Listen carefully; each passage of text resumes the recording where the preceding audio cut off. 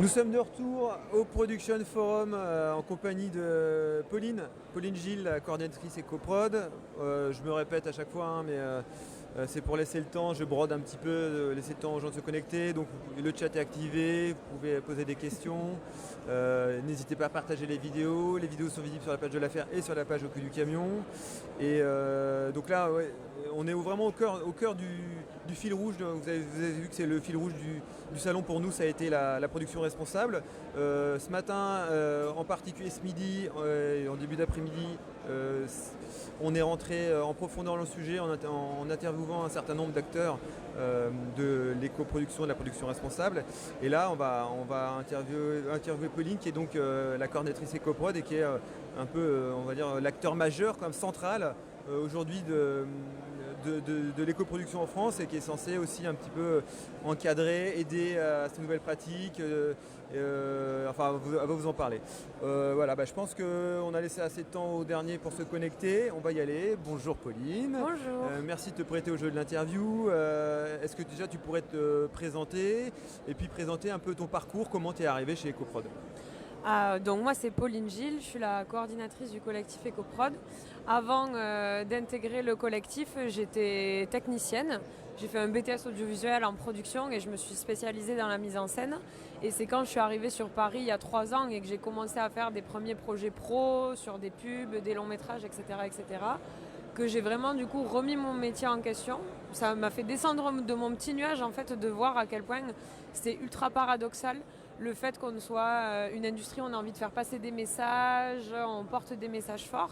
Et puis en fait, quand j'ai vu la façon dont on produisait ces films-là, le fait qu'on s'en fiche de comment on consomme, du gaspillage, etc., c'est vrai que ça m'a fait tilter et je me suis réellement demandé, est-ce que tu veux vraiment être assistante réelle sur des projets où en fait tu n'es pas en adéquation avec tes valeurs personnelles. Et du coup, je me suis dit, non, en fait, j'ai pas envie d'être assistante réelle. Et puis, dans mon travail, de laisser tomber tout ce que je mets en action dans mon quotidien, parce que l'écologie, c'était quelque chose de très important pour moi, mais dans mon quotidien. Et j'avais envie que ce que j'adopte comme réflexe et les actions que je fais au quotidien, elles se répercutent sur mon travail. Et je me suis dit, quand même, tu dois pas être la seule à en penser ça. Il doit y avoir des gens qui ont dû créer un mouvement comme ça d'écologie dans le cinéma. C'est comme ça que j'ai trouvé EcoProd. Donc je les ai rencontrés. Ils m'ont dit qu'ils prenaient des gens en service civique. Donc j'ai fait 1 année de service civique avec eux.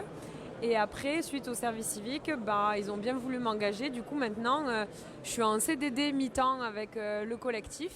Et je suis devenue la coordinatrice. Voilà. Ouais, super. Alors, on parle d'EcoProd. Évidemment, ça parle aux gens parce que EcoProd, c'est assez parlant comme nom de collectif. Est-ce que tu pourrais expliquer qu'est-ce que c'est EcoProd? Il y a beaucoup de gens qui ne savent pas précisément ce que c'est. Ouais. On parle d'EcoProd, on a l'impression que c'est un organisme. J'ai employé le terme de collectif parce qu'il est important. Qu'est-ce qu'EcoProd et qui sont membres de ce collectif? Alors, EcoProd, c'est un collectif qui a 10 ans maintenant, qui a été créé en 2009, donc qui aura 11 ans fin 2020. Et ce collectif-là, il est à l'initiative de la chargée RSE de chez TF1 qui s'appelait Catherine Puzieux, qui s'appelle toujours Catherine Puzieux. Et petit à petit, il y a des membres qui se sont rajoutés dans ce collectif. Donc maintenant, il y en a 9. Vous avez les diffuseurs de chaînes de télévision qui sont TF1, France Télévisions et depuis cette année Canal+. Et après, il y a toutes les grosses institutions du cinéma et de l'audiovisuel. Le CNC, la CST, Audience, Film France, Pôle Média Grand Paris, les 3 diffuseurs et il me semble que c'est tout. Ouais. Et ce collectif du coup est composé de tous ces membres-là. Ces membres prennent part aux décisions du collectif, donc on se rejoint tous les mois pour faire ce qu'on appelle un comité de pilotage. Et puis on décide des actions à venir du collectif et quels vont être les prochains chantiers qu'on va mettre en place. Il faut savoir que EcoProd, le collectif EcoProd n'a pas de statut juridique à proprement parler. Donc moi par exemple, c'est pas EcoProd qui m'engage, c'est la CST. Parce que la CST a les moyens juridiques de pouvoir m'engager. Donc pour le moment, le collectif EcoProd, ça reste quelque chose d'une bonne volonté de plusieurs personnes qui font partie de ces institutions-là et qui ont eu envie d'intégrer leur institution pour laquelle ils travaillent dans cette démarche-là de changement de l'industrie. Voilà. Donc on n'est pas une association, ou du moins pas encore. Mais on fonctionne quand même comme un collectif, c'est-à-dire que chaque institution qui participe au comité de pilotage du collectif ont tous la même voix. Chacun a une voix, donc quand on prend des décisions, il faut qu'il y ait une majorité de personnes qui soient d'accord pour qu'on puisse réaliser ces décisions-là. Et alors tu disais on n'est pas une association, on n'est pas ou pas encore. Est-ce que c'est dans les projets justement d'avoir un statut juridique Alors oui, nous on aimerait beaucoup solidifier la structure, et donc du coup pour la solidifier, à notre avis il faudrait que juridiquement parlant on ait des bases plus solides. On attend de voir un peu comment va se passer l'année 2020 pour monter ces statuts-là. Est-ce qu'on va être une association? Est-ce qu'on va dépendre d'une des institutions qui est déjà membre du collectif, comme peut-être par exemple la CST ou le CNC? On ne sait pas encore, mais oui, ça va faire partie des objectifs de cette année, de vraiment renforcer la structuration de base du collectif et avoir un statut juridique fixe et beaucoup plus sécurisant. Voilà, alors du coup au quotidien, être coordinatrice EcoProd, c'est quoi? Quelles sont vos missions? Quel est le spectre que vous balayez? Alors on fait plein de choses avec EcoProd. Une des premières choses qu'on fait et qui pour moi est très importante, c'est d'aller dans les écoles de cinéma et d'aller sensibiliser les élèves, parce que c'est des futurs techniciens. Et eux, s'ils prennent ces bonnes habitudes-là dès le début, c'est beaucoup plus simple que quand on a envie de changer les habitudes de quelqu'un qui a 20, 30 ans de métier. C'est plus long, c'est plus compliqué à mettre en place. Alors que si on sensibilise les élèves dès le départ, eux, ils partiront déjà avec ces bonnes bases. Donc pour nous, c'est hyper important d'aller dans les écoles. Donc il y a tout cet aspect-là de sensibilisation qu'on fait dans les écoles, dans les salons comme ici, dans les festivals également. On sera présent par exemple à Clermont-Ferrand ou encore à Cannes. Et puis après, on fait des formations aussi également, donc des formations qui sont financées par l'AFDAS et qui se déroulent à Audience, qui sont plus axées sur les régisseurs et la production. On aimerait beaucoup ouvrir une formation pour les décorateurs. Sauf que ça, c'est quelque chose de plus technique et de plus compliqué, donc on est en train d'y réfléchir. Ensuite, il y a tout un volet d'outils, donc on met à disposition des outils gratuitement qui sont sur notre site. Donc il y a des fiches pratiques, il y a des guides, il y a un calculateur carbone, et tous ces outils, on les fait en collaboration avec les techniciens et les associations de techniciens, parce que pour nous, c'est très important que toutes les actions et les démarches qu'on met en avant sur EcoProd soient validées par les techniciens et par le milieu, parce qu'on a besoin que les préconisations qu'on donne soient réalisables, faisables et sont dans une... sont validées en gros par le milieu des techniciens. Parce qu'il y a beaucoup de personnes qui au début trouvaient que EcoProd, c'était des gens de bureau, donc ils n'avaient pas forcément la légitimité de pouvoir imposer des actions, des trucs comme ça. Mais on leur disait pas du tout, nous toutes les actions qu'on préconise, on les a faites avec les techniciens. Donc vous inquiétez pas, c'est faisable et c'est réalisable parce que ça a été validé par l'AFR, par la FAR, par l'ADC et toutes ces associations-là. Donc il y a le volet formation, sensibilisation, mise à disposition d'outils. Et après, nous, ce qu'on fait, c'est qu'on conseille beaucoup les productions, donc, ou même les techniciens. Si vous avez des questions en tant que producteur, boîte de production, société de prod, fournisseur même, ou même en tant que personne, vous pouvez venir nous voir, enfin nous écrire ou nous appeler, et nous on essaiera de vous conseiller au mieux. Donc on va ou vous rediriger vers des techniciens ou des productions qui ont fait des choses qui correspondent à vos demandes, ou vers par exemple des prestataires, des fournisseurs. Et puis moi cette année, j'ai commencé vraiment un travail de sensibilisation auprès des productions qui n'étaient pas encore membres de la charte. Parce que oui, du coup, on a une charte EcoProd aussi. Donc si vous êtes une société de production et que vous avez envie que votre société soit engagée dans une démarche EcoProd, vous pouvez signer la charte EcoProd qui vous garantit, vous seulement personnellement, que vous mettez en place des démarches. Nous, on n'a pas le pouvoir ni les moyens de pouvoir vérifier si toutes les sociétés qui ont signé la charte, sur tous les projets qu'elles font, font de l'écoprod. On n'a pas les moyens de vérifier, donc c'est juste à titre personnel que vous vous engagez. Et ce qui permet à des gens, par exemple des réalisateurs, s'ils ont envie de travailler avec une société qui est signataire de la charte, elle va sur notre site et elle voit toutes les sociétés qui ont signé la charte. Donc moi, ce que je fais beaucoup en ce moment, c'est que je vais aller démarcher des sociétés de production ou des personnes comme YouTube, Netflix, pour leur faire comprendre que l'éco-production c'est quelque chose de très important, que ça va devenir obligatoire et qu'il faut qu'ils s'y mettent dès maintenant pour éviter que plus tard justement quand il y a des choses qui vont devenir obligatoires, ils soient totalement largués et du coup là par contre ils vont perdre de l'argent, perdre du temps, etc., etc. Donc nous on essaye de les convaincre que l'éco-production il faut que ce soit quelque chose que vous faites dès maintenant. Parce que plus tard, ça va devenir obligatoire de faire comme justement, tu parles de ça va devenir obligatoire. Il y a des choses concrètes, des choses qui ont été votées, actées, avec des plannings précis Alors, il n'y a pas encore de planning précis, mais on a un nouveau président au CNC qui s'appelle Dominique Boutonnat. Et il nous a clairement dit que cette année, il y allait avoir une grande révision de toutes les aides du CNC, toutes les aides automatiques, etc., etc.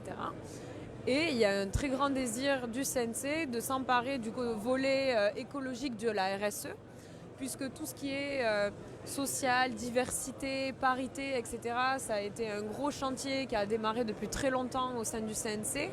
Et un des derniers volets dont doit s'emparer Dominique Boutonnat et qui doit s'approprier, c'est le volet écologique et environnemental. Donc on sait qu'il y a une réelle envie du côté des institutions et notamment du CNC d'intégrer des pratiques écologiques dans les futures aides, rajouter des lignes dans les devis, des choses comme ça. On sait que ça va se mettre en place dans les mois à venir et qu'il va y avoir des discussions au sein des institutions pour intégrer l'écologie, que ce soit aux aides, au crédit d'impôt, au devis. Il y a de plus en plus de régions qui instaurent l'éco-bonus, donc il existe déjà dans la région Île-de-France. C'est un bonus qui va de 25 à 100 000 euros que vous avez à partir du moment où vous avez l'aide de la région. Et là, on sait que la Corse a remis en place ce bonus. La région Bourgogne-Franche-Comté a une très grande envie de mettre en place ce bonus-là. La région PACA également. Donc vraiment, 2020, ça va être une charnière au niveau de l'éco-production et surtout dans justement les lois, les statuts, etc. On va réellement commencer des chantiers de révision, etc., etc.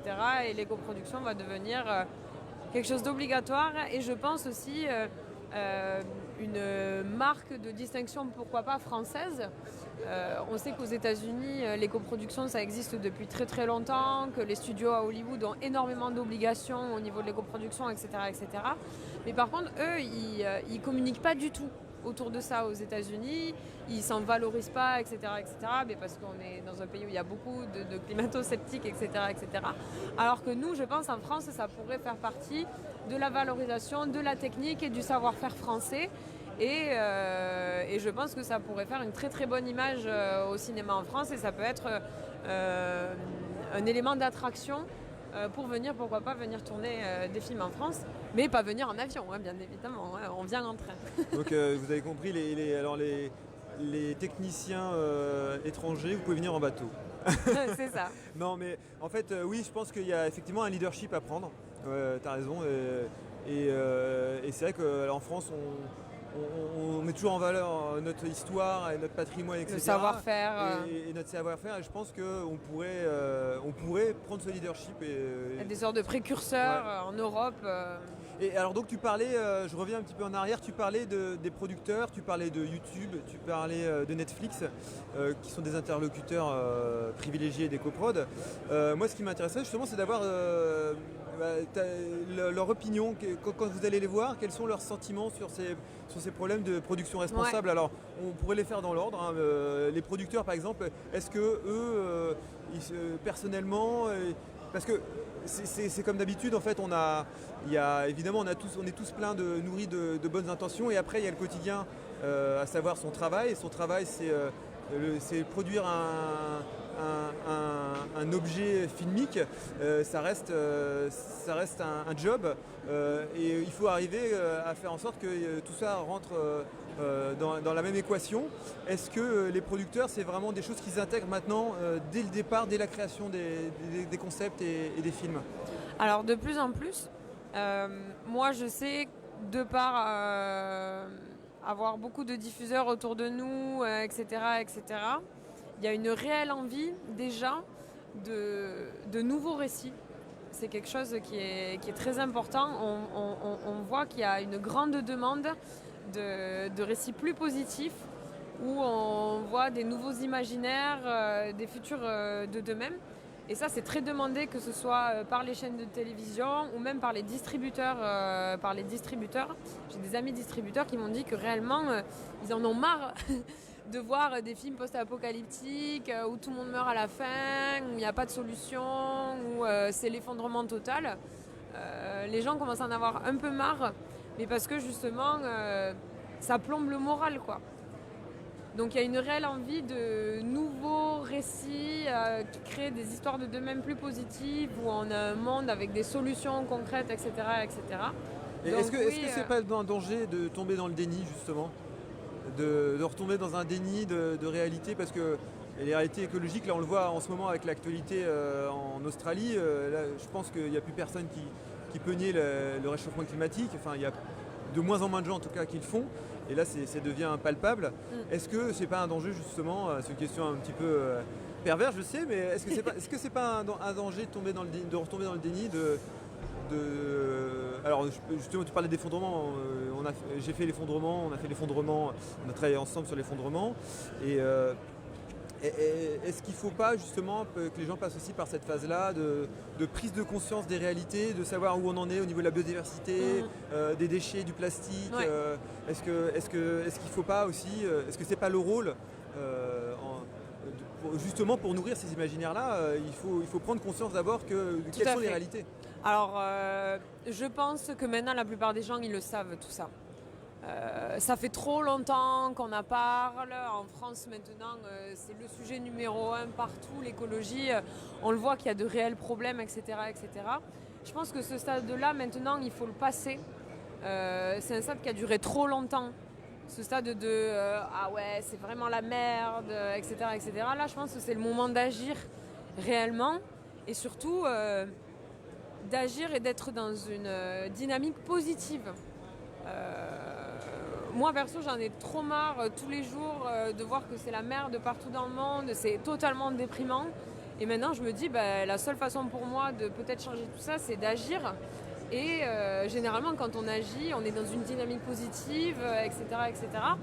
Donc après ce stade-là, oui, d'éco-anxiété, où on est super mal, etc., etc., arrive le moment où on a envie de passer à l'action. Vous le ressentez, vous, l'éco-anxiété? Est-ce que vous avez déjà des... Ah, moi, c'est un truc... des techniciens, mais pas personnellement, je veux dire même dans le métier, dans l'industrie du cinéma, de l'audiovisuel, c'est des choses dont on vous parle régulièrement? Ouais, moi je connais plein de gens qui vraiment n'en dormaient pas, même presque, avaient super peur. Des jeunes de mon âge, moi j'ai 23 ans, et je me suis réellement posé la question, est-ce que tu vas faire des enfants plus tard pour les laisser dans un monde...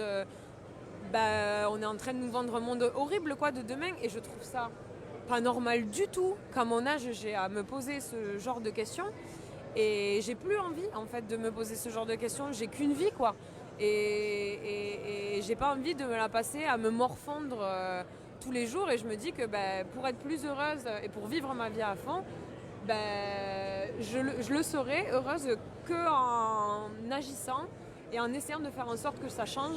Et parce que je suis arrivée à un moment où je me dis, maintenant je me sens beaucoup plus heureuse en travaillant comme ça et en m'engageant là-dedans. Pour moi maintenant c'est impossible de revenir en arrière. J'ai commencé trop de choses pour me dire ok, je laisse tout tomber, quoi. Et justement, alors tu parles d'agir. Je reviens un petit peu sur tous nos acteurs, donc on repassera au milieu du tournage qui nous intéresse plus particulièrement ensuite. Par exemple Netflix ou YouTube, concrètement, quels sont leurs leviers d'action, ou quels sont les leviers d'action des viewers, comme on dit, des gens qui regardent les vidéos? Alors déjà Netflix aux États-Unis, les coproductions, ils sont obligés d'en faire. Parce qu'ils sont taxés, sinon ils payent des taxes, etc., etc. Et c'est surtout que ça leur fait faire des économies énormes. En soi, de faire de l'éco-production, ça fait faire des économies énormes, surtout quand on est dans des studios comme Hollywood, etc., etc., où ils réutilisent vachement les décors, tout ça, tout ça. Ça fait faire des économies énormes. Et surtout, ils le voient très bien qu'il y a de plus en plus de gens qui se disent « Ah, mais Netflix, c'est des gros pollueurs, YouTube, pareil, pareil ». Donc ils savent quand même qu'ils vont devoir bientôt se positionner, et se positionner dans une démarche éco-responsable. Mais parce qu'on est en train de dire que Netflix va polluer autant qu'un pays tel que l'Espagne, quoi. Donc eux aussi ont cette responsabilité-là. Et ils sont venus me voir au salon des tournages Netflix hier. D'accord. Ils sont venus me voir parce qu'ils étaient intéressés du coup par les coproductions. Et je leur ai dit, faut absolument qu'on fasse un rendez-vous et qu'on monte une charte interne à Netflix. Parce que du coup, Netflix, ils font appel à des boîtes de prod du coup françaises pour réaliser leurs films. Et moi, je leur ai dit, il faut que vous fassiez une charte. Et du coup, à chaque fois que vous voulez travailler avec une boîte de production, elle est obligée de respecter le minimum de cette charte que vous leur imposez, quoi. Pareil, des gens comme YouTube. YouTube, ça va être la télé de demain. Il y a de plus en plus de YouTubeurs qui font des courts-métrages, des films, etc., etc. Donc je pense que là aussi, il y a beaucoup de choses à faire avec eux. Et surtout l'impact du numérique et du streaming qui est quelque chose d'énorme. C'est ce que j'allais te poser comme question. Voilà, c'est quelque parce que par exemple YouTube, alors les gens ne le savent peut-être pas, n'ont peut-être pas conscience de ça, mais changer sa résolution, c'est un impact énorme en fait sur le nombre de débits qui transitent dans les tuyaux. Dans les tuyaux. Et ensuite, c'est un impact aussi sur les serveurs. Et les serveurs, ça demande de l'énergie, qui sont des débits parfois dont l'énergie est produite avec du charbon, ou les serveurs dégagent de la chaleur, qu'il faut les climatiser, etc. Donc c'est un impact vraiment énorme de changer la résolution. Donc YouTube, on peut changer sa résolution, mais Netflix, par exemple, on ne peut pas changer sa résolution. Non. Donc est-ce qu'ils en sont conscients de ça, Netflix ? Je pense. Et moi, j'ai plein d'idées à leur proposer, comme par exemple, imaginons, vous ouvrez votre compte Netflix, et à côté de votre compte, vous avez le taux carbone que vous avez dépensé en étant sur Netflix. Et j'aimerais beaucoup que Netflix, YouTube, etc. aient une sorte de compteur carbone qui augmente au fur et à mesure qu'on regarde des vidéos et qui nous propose de compenser derrière. Parce que c'est notre responsabilité aussi, à nous, consommateurs de vidéos, de se rendre compte que on peut, nous aussi, pas forcément boycotter, mais faire attention. On nous propose, mais on n'est pas obligé. Beaucoup de gens maintenant visionnent sur les smartphones. On n'a pas forcément besoin d'avoir du 4K sur un. Exactement. Sur la un 5G, smartphone. ils l'ont créé pourquoi ? Pour qu'on puisse regarder des vidéos dans notre TGV. C'est vraiment pour ça. Et c'est à nous d'être responsables et de dire non, je ne vais pas participer à ce système-là, je ne vais pas entretenir ce système-là. Et donc, moi, j'aimerais que YouTube, Netflix puissent me proposer de compenser mes émissions carbone. Et nous, service en France, là, dont j'ai oublié le nom, qui est censé un peu concurrencer Netflix avec des chaînes publiques. Je sais qu'il y a des diffuseurs streaming qui sont plus éthiques que YouTube et tout. Il y a Imago TV. J'avais rencontré un gars aussi qui avait créé une sorte de plateforme YouTube, mais les recommandations, elles se font pas par des algorithmes, elles se font vraiment par les gens. Donc ça va pas être le site qui va te proposer des vidéos, ça va être les gens en gros qui vont te proposer des vidéos. Donc il y a de plus en plus d'alternatives même aux diffuseurs streaming, des personnes plus éthiques, etc. etc. Mais bon, la plupart des gens, ils vont sur YouTube, ils vont sur Netflix. Je leur en veux pas, je suis la première moi à aller sur Netflix. C'est pour ça que c'est important d'en parler, parce qu'il y a des gens qui n'ont pas forcément conscience. Je pense que changer sa résolution quand on va sur. Il y a des vidéos, ça sert à rien de les regarder en 1080p, quoi. Les vidéos, ça sert à rien. Quand on écoute une conférence sur YouTube, ça n'a aucun intérêt effectivement de le mettre en 1080 ou 720. En 1080 ou 4K, il n'y a aucun intérêt. Et puis même si on regarde sur un tout petit écran, on peut réduire sa résolution. C'était le volet, parce que je pense que c'est important de sensibiliser les gens sur cette question. Et effectivement, Imago, prend en question ces considérations. C'est vrai que je pense qu'il faut aller dans ce sens-là. Et donc pour revenir en particulier sur la partie tournage, quels sont concrètement, pour parler un peu plus concrètement, quelles sont les choses que vous préconisez sur les tournages alors déjà, on va commencer. Quels sont les postes, les corps de métier sur les tournages qui produisent le plus de déchets, qui ont un impact carbone le plus important? Alors, de l'écriture d'un film jusqu'à sa diffusion en salle, étonnamment, c'est pas les tournages qui polluent le plus. Après, on va parler des tournages, mais c'est pour vous contextualiser un peu le truc aussi. Donc, de l'écriture jusqu'à la diffusion en salle d'un film, ce qui pollue le plus dans toute cette chaîne de production, c'est le déplacement des téléspectateurs pour aller voir les films en salle. Ah d'accord. Parce qu'il y a plus de 60% des entrées dans les cinémas qui sont dans les multiplexes. Et la plupart du temps, les multiplexes, ils ne sont pas en ville, ils sont en dehors des villes. Donc les gens prennent leur voiture pour aller voir des films au cinéma. Donc ça, je pense qu'il faut aussi qu'on le sache et qu'on s'en rende compte. Ça, c'est un problème global en fait. Ça, c'est un très gros C'est-à-dire problème. qu'on a délocalisé les magasins dans les périphéries de villes et on a déshumanisé aussi les villes. Il y a des villes qui meurent. Moi, ma ville natale, une petite ville du centre de la France, c'est le cas. Le centre-ville se meurt et du coup, la ville se meurt. Exactement. Et peut-être qu'il faut justement remettre les cinémas comme remettre des commerces dans le centre-ville et donc, peut-être qu'il faut aussi aider les collectivités locales, petits cinémas, tout à fait. aider les petits cinémas à s'en sortir. D'où encore, il y a cette notion-là de responsabilité qui rentre en jeu, quoi. Comme consommateur, tu veux dire, ouais. De consommateur, en tant que consommateur de films, etc. Si vous voulez vraiment avoir un impact, n'allez plus voir de films dans les multiplexes, allez dans les petits cinémas. Aller à pied dans le cinéma y à côté de chez pied, vous. ou y aller à vélo, ou avec les transports en commun. Pareil, là, je pense qu'il y a plein de choses à faire. Moi, j'aimerais beaucoup que quand on achète un ticket pour aller voir un film, on me fasse une réduction si je suis venue en transport en commun, par exemple. Ça peut être une idée, quoi. Ouais. Après, c'est compliqué à mettre en place, je suis d'accord. On n'en est pas là, je pense. On n'en est pas là, je pense. Mais bon, en tant que consommateur, on a des responsabilités aussi. Donc, voilà ce qui pollue le plus dans la production d'un film. Après, bien évidemment, il y a tout ce qui est fabrication de téléviseurs, de DVD, des salles de projection de cinéma, etc. Et après vient le tournage. Donc dans un tournage, les corps de métier qui polluent le plus, ça va être la régie / surtout transport et la déco, quand il y a beaucoup de construction de décors. Donc nous, ce qu'on préconise avec EcoProd, ça va être de se concentrer beaucoup sur la réduction de l'impact des transports et sur la réduction des déchets, que ce soit dans la régie ou dans la déco. Pareil pour le transport, régie, déco, etc. etc. Donc nous on conseille, pour commencer, imaginons si vous n'avez jamais fait d'éco-production de votre vie, nous on a mis en place des guides et des fiches 5 actions. C'est des fiches qu'on a fait en partenariat avec les associations techniciennes. Donc par exemple, par métier. Par métier. Donc par exemple pour le métier de régisseur, on a réfléchi avec l'AFR 5 actions simples, rapides et pas coûteuses à mettre en place pour un régisseur. Donc commencez déjà par ces 5 actions-là, intégrez-les et puis après, si vous avez hyper bien intégré ces actions-là, petit à petit en rajoutez de plus en plus. Et ça pareil, ça vous pouvez les trouver sur tous nos guides EcoProd, etc., etc. Et puis vous pouvez surtout nous contacter à nous. Et nous, on vous conseille au mieux. On a un tableau avec plein d'actions concrètes à réaliser qu'on peut vous envoyer. Donc déjà, agir sur la réduction de nos déchets. Donc à la régie, par exemple, ça va être limiter les emballages individuels en plastique, les bouteilles d'eau, imposer un cahier des charges à nos prestataires, que ce soit la cantine ou même si on peut faire venir valoriser nos déchets par des entreprises qui valorisent les déchets. Le mieux, bien évidemment, le meilleur déchet, c'est celui qu'on ne crée pas. Donc, essayer de réduire au max les déchets.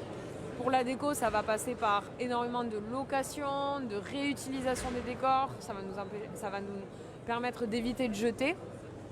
Et puis après, il va y avoir le transport. Donc, éviter de prendre l'avion quand c'est possible, se déplacer en train, éviter les chauffeurs personnels. Donc, par exemple, sur l'effondrement, le producteur, il avait réussi à négocier avec les agents des acteurs que les acteurs n'aient pas de voiture ni de loge personnel.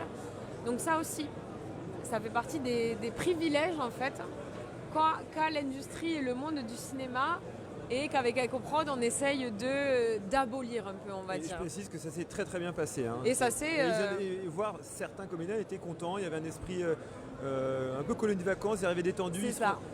Ils aussi se découvraient entre collègues, et, chose qui n'est pas tout le temps le cas. Ça leur permettait d'échanger sur leur rôle ou autre chose. Ça et d'arriver humanise. Et de créer un lien. Et l'expérience a été plutôt positive globalement. Les comédiens ont vraiment joué le jeu et de manière surprenante, c'est vrai que ça s'est très très très bien passé. L'EcoProd, au final, comme tu dis, c'est vraiment remettre l'humain au centre de notre travail. Et donc, par exemple, avec les acteurs, le fait de les faire se déplacer avec les techniciens, ça rend le truc beaucoup plus humain, quoi. C'est des gens comme vous et moi, les acteurs, même s'ils ont de la notoriété, etc., ça reste des humains. Donc, oui, ils sont hyper contents de pouvoir échanger avec nous, etc., etc. Et l'EcoProd, c'est vraiment ça. C'est essayer de remettre l'humain au centre du travail. On est des métiers à passion. Les gens sont très contents de bosser la plupart du temps. On est très contents de faire des films. C'est pour ça aussi qu'on se tue au travail. Mais c'est pas une raison pour pas faire en sorte en tant que producteur ou société de production que vos techniciens ils travaillent dans de bonnes conditions de travail, qu'on fasse attention à leur santé, à leur stress au travail, etc. etc. Toutes les recommandations EcoProd, elles vont dans ce sens-là. Elles vont dans le sens de réduire le stress au travail, faire en sorte que le technicien travaille dans de bonnes conditions, qu'il ait le temps de faire sa prépa, ce qui permet d'éviter les problèmes qu'on rencontre sur les tournages. Quand on rencontre un problème sur un tournage, c'est souvent quelque chose qu'on n'a pas réfléchi en prépa ou qu'on n'a pas anticipé. Du coup, on va rencontrer ce problème-là et très souvent, quand on va avoir un problème sur le tournage et qu'on doit vite le régler, la solution qu'on va trouver, ça va être la plus rapide.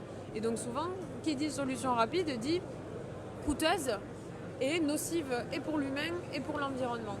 Donc on essaye de convaincre les producteurs de revenir à une façon de travailler plus du cinéma d'avant où il y avait le temps de prépa, il y avait le temps de tourner, etc. Je pense que là, on va même au-delà de l'écologie. Je pense qu'on aurait tout intérêt d'une manière générale de ralentir. De ralentir et de réaugmenter. Alors ça c'est dans l'air du temps, même d'une manière sociétale. Mais je veux dire, dans notre travail en particulier, de réaugmenter les temps de prépa. L'argent que les productions ont l'impression de perdre sur le moment sur les prépas, je pense qu'on le regagnerait sur le tournage largement et les équipes seraient peut-être plus sereines, les échanges seront plus sereins que si on réduit au maximum les temps de prépa. Et effectivement, pour remettre en question, je parle là en tant que technicien, je me place dans la peau du technicien, pour remettre en question ces pratiques, c'est vrai que c'est des nouvelles pratiques, il y a une page blanche à écrire, il faut du temps pour se poser ces questions et si on ne nous donne pas le temps de le faire, déjà qu'on a à peine le temps parfois de faire correctement notre métier, ça veut dire que c'est forcément du temps supplémentaire ou des effectifs supplémentaires pour laisser le chef de poste le temps de se poser, peut-être avoir, je ne sais pas, en tant que régisseur, avoir un adjoint en plus à qui il peut déléguer des missions pour que lui puisse se poser, réfléchir sur les concepts et revoir les choses de manière globale. Et puis tout ce que tu as dit, imaginez si tu le disais en tant que producteur, tu seras un super producteur quoi.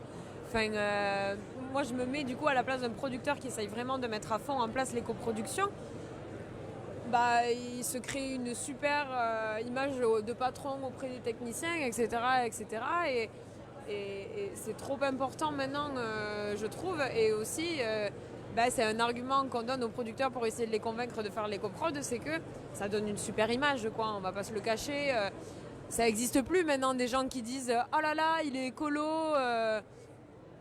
Non, c'est devenu normal, c'est ce que tu veux dire, c'est ça? Non, c'est devenu normal et les gens, Mais les retombées en termes de communication, effectivement, sont très positives pour les productions. On a pu le voir sur l'effondrement.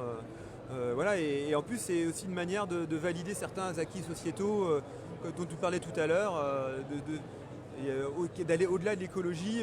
C'est ça. Je sais que sur l'effondrement, nous, on avait un rapport de salaire qui allait de 1 à 3 ou 1 à 4, je ne sais plus précisément, et la parité entre les chefs de poste, ce genre de choses qui devraient être normales en fait finalement pour mieux vivre ensemble et mieux travailler ensemble.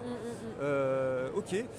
Écoute Pauline, ensuite une question que je voudrais te poser, c'est le sujet que beaucoup de gens se posent, c'est la labellisation. Ouais. Est-ce que il y a des projets, alors je pense la labellisation, il y a plusieurs niveaux de labellisation. Ça peut être le producteur, la production qui est labellisée, ça peut être le tournage, un tournage en particulier, ce tournage a le label EcoProd, mais ça peut être aussi tous les côtés, les prestataires, le prestataire qui a fait de l'innovation. Alors je sais qu'il existe une aide justement par rapport à l'innovation au CNC, voilà.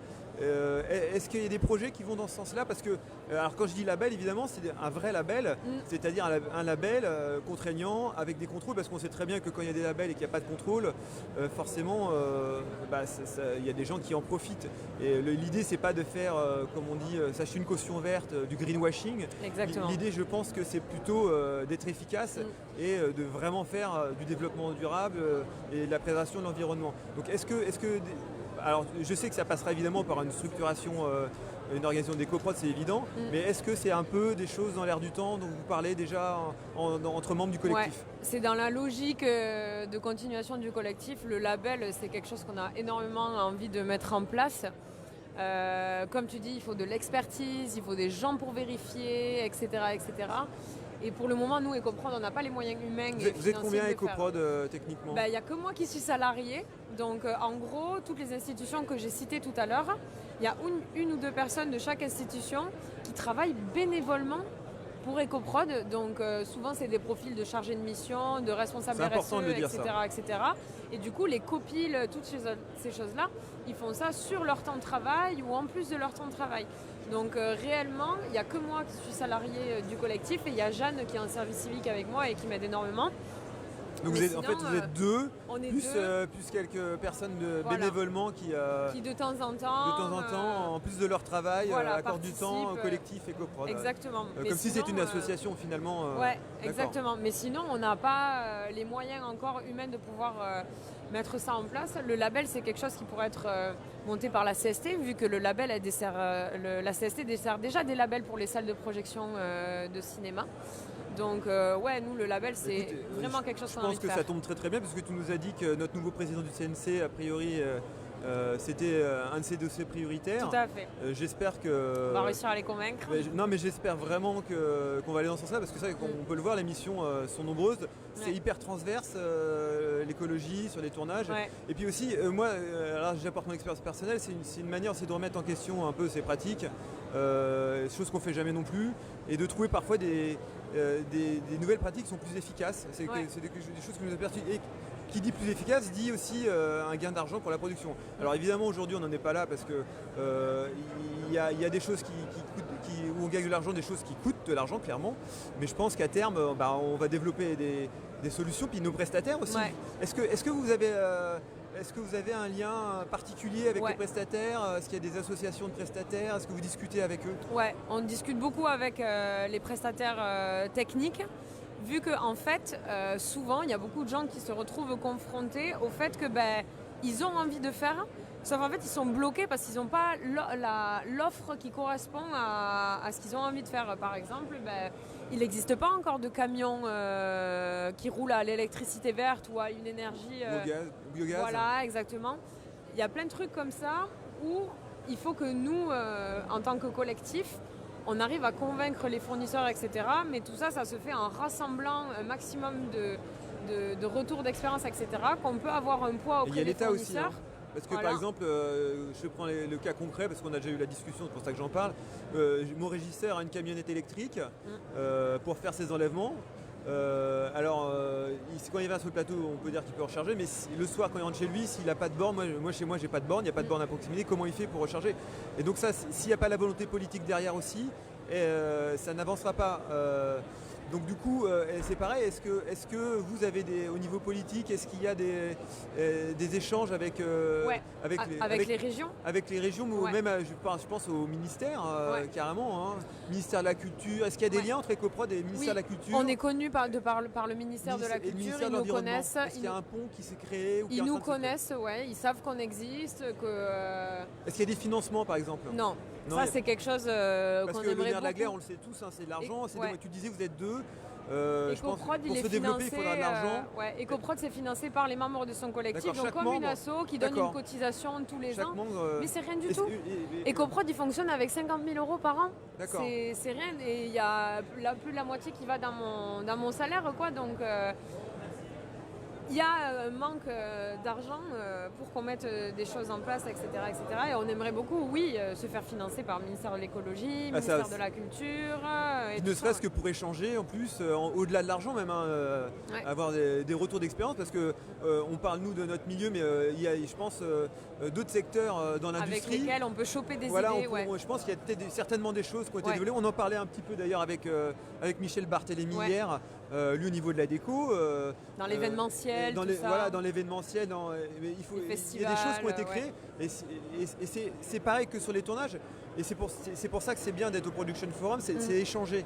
Et l'idée, c'est de ne pas faire son petit truc chacun dans son coin, l'idée c'est de mettre en commun les solutions et les problèmes et trouver des solutions ensemble. Et parfois peut-être que le petit voisin qui travaille dans l'événementiel, ça se trouve, le régisseur de l'événementiel a lui des solutions pratiques et un vécu qu'il pourrait partager. Et donc c'est hyper important de communiquer et d'échanger sur ces questions, quoi. Mais c'est comme un tournage en fait, chaque membre d'un tournage est hyper important Et s'il y a un métier qui ou est à la traîne ou n'importe, ça va avoir un impact sur toutes les autres équipes du tournage, enfin sur toutes les autres personnes du tournage. Et donc si on veut que réellement tout ça prenne forme et que ça se concrétise, effectivement il faut que tout le monde soit dans la même synergie, dans la même dynamique, parce que sinon on va vite être bloqué à certaines étapes en fait du changement, quoi. Tu disais... Ah, je sais plus ce que je voulais dire. Ah, je sais plus. Ouais, c'est pas très grave, on a quand même bien avancé. J'ai une ou deux dernières questions. Ouais. Est-ce que chez EcoProd, tu parlais de stage, il existe une formation là pour les régisseurs, les directeurs de production, par rapport au bilan carbone, mais est-ce qu'il va exister, est-ce que c'est dans les projets d'avoir des formations spécifiques par corps de métier? Parce que ce que le technicien il veut aussi, lui, c'est des solutions pratico-pratiques en fait. C'est vrai que c'est bien beau de parler d'écologie, mais parfois on se retrouve un petit peu démunis. Ouais. Est-ce que vous avez des formations qui vont être prévues? On a eu un rendez-vous il n'y a pas très longtemps avec, j'ai pas envie de dire de bêtises, mais le centre formation de l'audiovisuel, je ne sais plus le nom exact du centre. Et on aimerait beaucoup monter une formation d'éco-consultant. D'accord. Donc ça c'est dans nos projets, on va essayer de monter cette formation, mais bon, c'est long de former de mettre en place une formation, parce qu'il faut réunir des gens, il faut qu'on réfléchisse à quelle va être concrètement, qu'est-ce qu'on va dire dans la formation, comment ça va se concrétiser, se mettre en place, etc., etc. Donc oui, c'est dans nos projets, mais parce que justement, on veut éviter tout ce greenwashing-là, etc., etc. L'écologie, ça va être le prochain business mondial. Les gens le voient très bien. On commence même à appeler ça du business vert. Ça ne veut absolument rien dire, puisque quand on veut faire de l'écologie, justement, on veut sortir de tout ce système-là de business. Mais il y en a qui vont en profiter. Et nous, on n'a pas envie que ces gens-là en profitent. Et donc, du coup, on a envie de faire très attention à qui se dit éco-machin, éco-consultant et tout ça. Et on veut que ce soit un minimum encadré pour éviter, comme tu dis, toutes les personnes mal intentionnées qui vont juste y voir un filon pour avoir plus d'argent ou pour redorer leur blason, quoi. Après, en étant complètement pragmatique, ça reste une industrie, donc il faut aussi aller dans le sens. De base, on pollue, donc oui. Voilà. Non, mais donc il faut quand même encourager les gens à aller vers des initiatives politiques positives. Ouais. Il faut que tout le monde s'y retrouve, on en est conscient. Et puis vraiment, ils verront à quel point c'est bénéfique pour soi-même. Enfin, tu vois, on l'a vu sur l'effondrement, les gens, ils étaient tellement contents de faire ça, ils redonnent du sens. Ouais, c'est remettre du sens dans son travail, je pense que c'est vraiment... c'est vraiment une des valeurs qu'on a tous redécouvert. Ils étaient trop fiers et tout. Ça donne une énergie supplémentaire, un supplément d'âme au projet et ça donne un esprit de corps, un esprit de groupe qui est bien plus important. C'est vrai, c'est vraiment une des vertus positives qu'on n'avait pas vraiment imaginées. Non, mais ça fait tellement peur, l'écologie. Ça fait peur, les gens ils ont trop peur du futur, etc., etc. Et le fait de se rassembler et de faire ça à plusieurs et de tous être dans ce combat-là, au final, c'est hyper motivant et on va pas rester dans notre coin à être éco-anxieux, etc. Mais non, on va essayer de trouver des solutions à plusieurs et on va tous se motiver et s'entraider là-dedans. Et pour moi, c'est ça qui est important, c'est... il faut tous qu'on main dans la main ensemble, on réfléchisse à ça, qu'on se batte. Et il ne faut pas qu'il y en ait qui fassent ça de leur côté parce que on n'y arrivera jamais, c'est tellement énorme, ça rejoint tellement d'industries, de prestataires.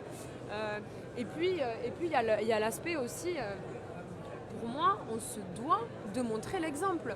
On est l'industrie la plus médiatisée. La plupart des gens, par jour, quand ils regardent un contenu vidéo, ils vont surtout voir des acteurs, des actrices, des gens du milieu artistique, pas des politiques. Les gens, ils vont beaucoup plus écouter des artistes que les politiques. Donc pour moi, on a ce devoir énorme de montrer l'exemple. On est hyper médiatisé, alors profitons-en. Profitons de ce fait-là pour montrer que notre industrie est en train de faire sa transition énergétique et écologique. Et peut-être qu'on donnera envie à d'autres gens qui font ça, qui ne font pas du tout partie de ce milieu-là, et qui vont se dire « Ah moi aussi, pourquoi pas dans mon entreprise, je vais essayer de mettre ça en place ». Et peut-être que ça va les motiver. On est tellement suivis que on peut être, je pense, les précurseurs, nous, le monde de l'audiovisuel, du cinéma, des artistes, les précurseurs d'un changement sociétal profond. On l'a vu, la plupart des gros changements qui se sont faits dans une société, ça a été des changements qui se sont faits grâce à la culture. La culture, c'est tellement important pour une société, surtout nous en France. On est un des pays qui a la plus grosse culture, la plus vieille culture au monde. Donc, profitons de cette chance-là qu'on a pour avoir un réel impact sur notre société. Et si on a envie de changer des mentalités et tout ça, allons-y, c'est à nous de faire ça, quoi. Il faut foncer, je pense. Écoute, c'était, je pense, une belle conclusion. J'allais te demander une conclusion, mais là, je pense qu'on ne pourra pas faire beaucoup mieux. Je pense que le message, il est bien passé. J'espère que ce petit échange a intéressé les personnes qui regardaient, a sensibilisé les gens, qu'on pouvait passer dans l'action dès à présent. C'est surtout ça. Voilà, il faut en parler autour de soi, les uns avec les autres. Il faut parler dans les équipes. Hier, on avait les directeurs de production. Le directeur de production, il ne faut pas le voir comme un croque-mitaine par moment. Il y a une espèce de respect de la hiérarchie, c'est vrai. Mais c'est un interlocuteur aussi. Il ne faut pas hésiter à lui en parler. Les directeurs de production sont aussi sensibles aux questions. Il faut parler à son chef de poste. Il faut faire avec sa sensibilité. Et je pense qu'aujourd'hui, ça y est, maintenant, les constats, on les a faits. Maintenant, on va passer dans l'action. Et je te remercie, Pauline, d'avoir pris ce temps pour échanger. Et est-ce que je peux donner mes coordonnées? Mais bien sûr, au cas bien où sûr. Alors moi, ce que j'avais prévu de faire, c'est de mettre l'adresse du site d'EcoProd. Mais oui, tu peux nous donner tes coordonnées. Du coup, s'il y a quelqu'un, si vous avez des questions, n'importe quoi, ou si justement vous n'arrivez pas à convaincre votre producteur ou votre directeur de production, vous pouvez m'envoyer un mail. Donc mon mail, c'est coordinatrice@ecoprod.com. Et il n'y a pas de problème, je vous répondrai, on vous conseillera au mieux. Et si vous avez envie qu'on se déplace dans la boîte de prod pour essayer de convaincre le producteur, on fait ça aussi, donc il n'y a pas de problème. N'hésitez pas. Merci Pauline. Merci.